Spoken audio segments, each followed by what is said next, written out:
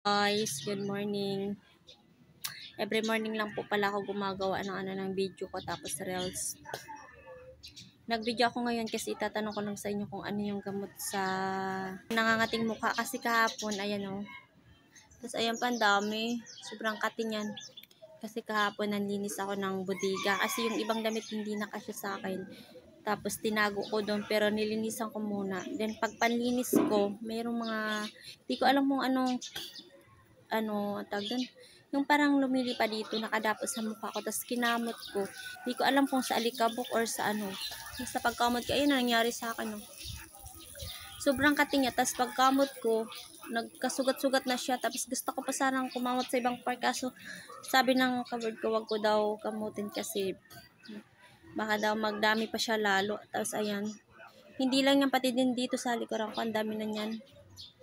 Ginamot ko na siya ng dito ng amoxicillin. Kumbaga tinunaw ko yung amoxicillin tapos nilagay ko dyan. Hindi pa ako nag-inom ng gamot kasi baka ma-allergy ako. Allergy ba yung tawag din? Hindi ako basta hindi ako nagpapacheck up muna. So ngayon nag-video ako para itanong ko sa inyo kung anong nangyari sa mukha ko. Nangati lang tapos kinamot ko.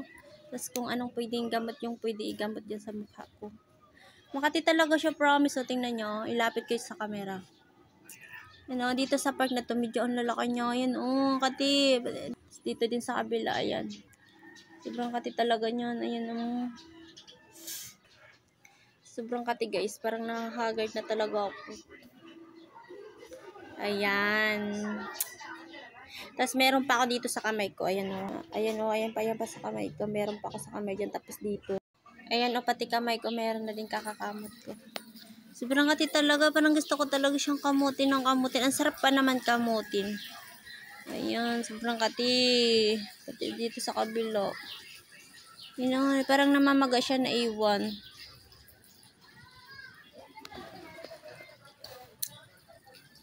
Basta sobrang kati niya talaga.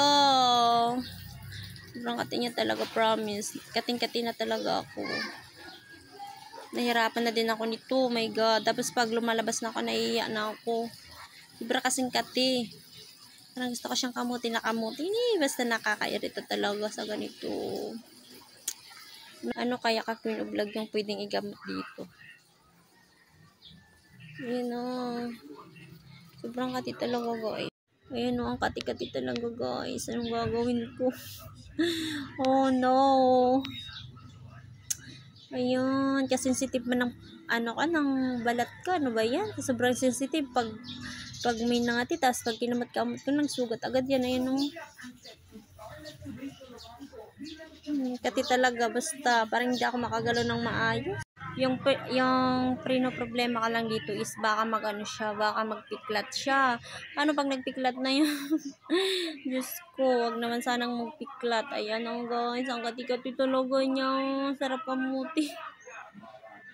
Basta ang kati. Anong gagawin ko kaya dito?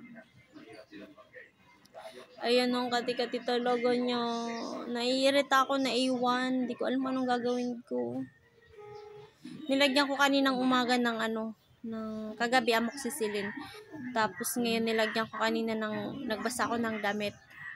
Tapos nilagay ko dyan, medyo maganda sa pakiramdam. Kaso nga, basa. Basta ang kati. Comment down na kayo, guys, kung anong pwedeng gamot dyan. Ayan nahihirapan na po si Queen of Vlog.